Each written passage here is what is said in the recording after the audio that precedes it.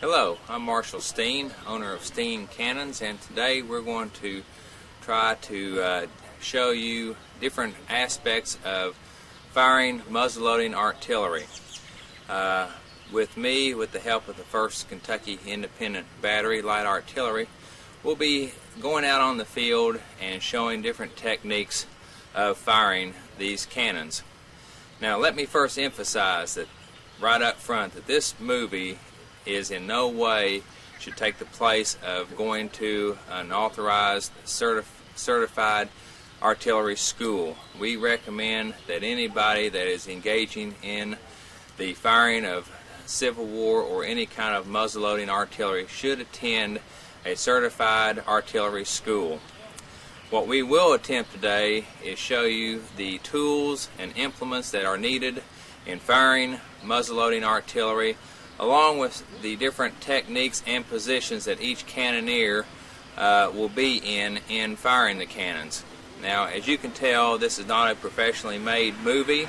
This is more or less a home movie, so you will have to bear with us on some of the failures of our photography skills. With that in mind, we will now go to the area where we will show you all of the tools and implements that will be required and necessary to start firing muzzleloading artillery.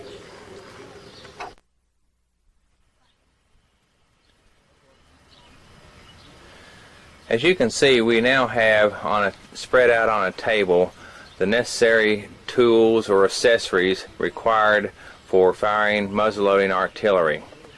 Starting at the upper left hand corner, we have welder's gloves. Now these gloves can be purchased at any welder's type shop.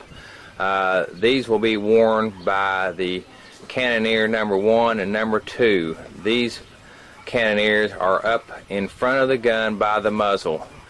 These gloves will offer some protection in case the cannon would go off prematurely from burning their hands. In the lower left hand corner, we have the gunner's sack. Now the gunner's sack is worn by cannoneer number 6 or 5, and he will be bringing the ammunition or the powder charge from the ammunition box up to the number 2 cannoneer. This is worn around his shoulder, that we will demonstrate later on. In the far middle bottom, we have the vent pick. This is made out of brass so that it will not cause any kind of sparks or frictions. Right beside it is the vent pick pouch. This is made out of leather, usually worn by the cannoneer, and it keeps the vent pick in place till it's time or ready to be used. Beside it is your lanyards. Now the lanyard is the string that has a iron hook on the end of it that will be attached to a friction primer, and a friction primer is placed as he picks it up around the hook, and the friction primer is then inserted into the vent of the cannon. Now a friction primer is a brass tube filled with explosive material, and when the wire is pulled, it causes a flash just like the striking of a kitchen match, which then sets a charge down into the cannon. Next, in the lower right hand corner, is a friction primer pouch. Now this pouch has a wood block inside, and this is actually what holds your friction primers. These pouches are usually worn by cannoneers number 3 and 4. In the middle of the table, we have a leather thumb stall. Now, a thumb stall is worn by cannoneer number 3, and at all times during the procedures of loading a muzzleloading cannon, this thumb stall is placed over the vent or the fuse hole to keep any kind of air from passing through the barrel. This is one of the most important accessories that we have. That's why that it takes a minimum of 2 people in order to fire a muzzle-loading cannon, because one cannoneer must always have his thumb over the vent. The next item is a vent brush. A vent brush has brass bristles on the end, and this brush is inserted into the vent after each time the cannon is fired. And the next item is a gimlet. Again, these are tools that are designed to remove obstructions in the vent. These are regular vent tending tools or accessories. If a friction primer would be lodged that did not come out after firing, a gimlet would be used maybe to remove the friction primer tube. From here we will now go to the actual piece and show you some different demonstrations, but before we leave I'm going to pan close so you might see some of the accessories a little bit closer.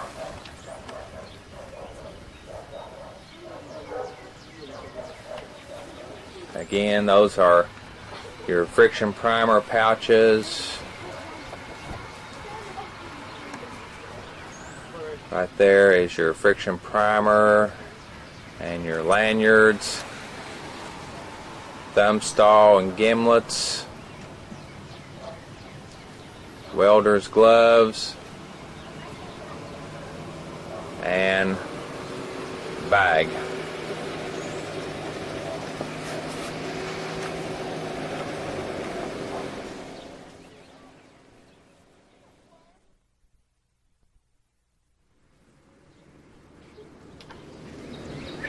Okay, the first order of business in firing any muzzle-loading artillery is to first worm the piece. Now, demonstrating the worming technique is Don Kemper. Don will bring the worm up close so we can actually see the worm. You can see it's kind of a corkscrew type instrument. And Don, if you will now take position and then proceed in worming the gun. Notice also where Don is standing in position of the gun. He is actually behind the muzzle, and he is inserting the worm and twisting it. And usually you can feel any kind of obstructions that may be into the barrel. The worming technique is done always before the gun is fired and immediately after the gun is fired, before anything else is done. Alright. The next procedure in firing muzzle-loading artillery is sponging the barrel. Don, if you will bring a sponge over to us. A sponge, you can see, is like a big Q-tip. It's usually made of either carpet remnants that is tacked on using brass tacks and nails, or you can go to a piece good store and buy simulated lamb's wool and make it into a sock and then slip it over the sponge head. There are various methods in making sponges. These are just 2. Now Don will get in position, and then it will be called action front, and then Don will proceed to sponge the barrel. Again, Don is dipping the sponge down into the bucket, then he's shaking out the excess, and then he spins it. And then he is inserting the sponge into the barrel. Again, he is bringing it down, and if you can hear that noise